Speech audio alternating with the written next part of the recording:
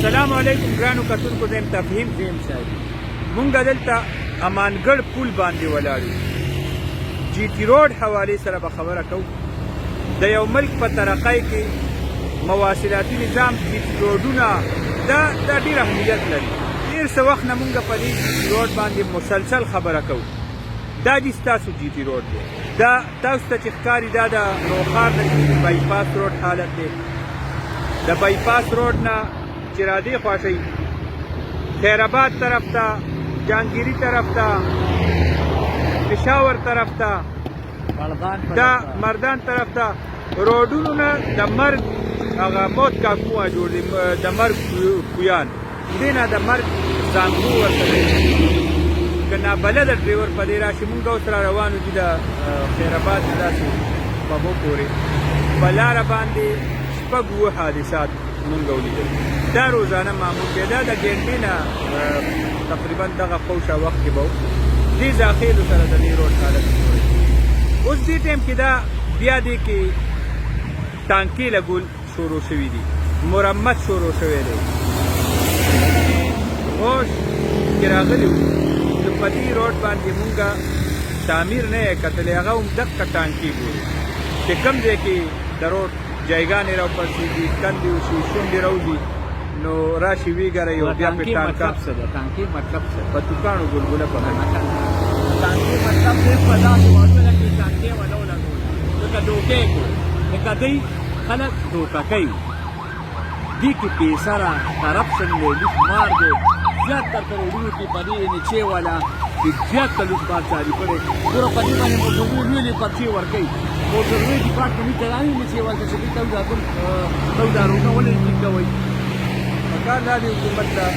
ګرانو کتونکو زموږ د دې پروګرام مقصد دا دی چې دا بیا ستاسو ته راوړو بیا به یې راوړو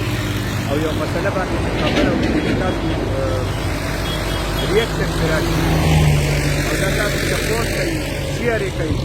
نو په دې باندې به هله کار شروع کېږي دا د وخت ضرورت دی د ترقۍ دپاره د پرمختګ دپاره د خلکو حفاظت دپاره خلق دې ټایم کې انتهایي په تکلیف کې دي یو طرف ته مهنګایي ده او بل طرف ته دا روډ دا ولې داسې چکۍ جوړه شوې ده د ګاډي مینټیننس هغه خرابېدل او بیا هغه جوړول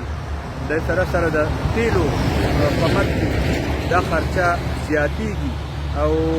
خلقو ته حادثاتو په صورت کې تکلیف ملاوي نو د لارې باره کې خو ډېر لوی اهمیت دی زمونږ په دین کې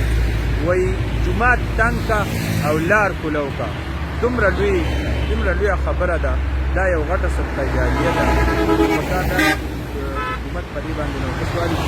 او د دې استرینه او د تعمیر آغاز وکړي او دا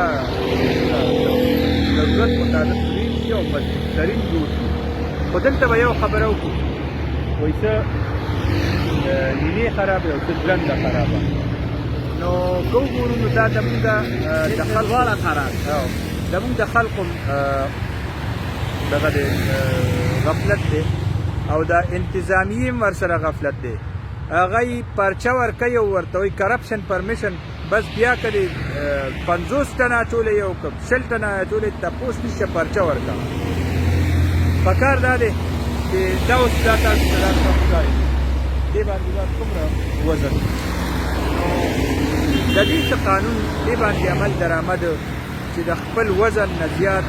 څومره ټایرونو دپاره څومره وزن دی هغه عمره وزن په روډ پرېښی شي او د هغې نه زیاتي وزن په روډ باندې پرې نه کړی شي دا روډ به نه خرابېږي او بیا به کار څه کړي په هر حال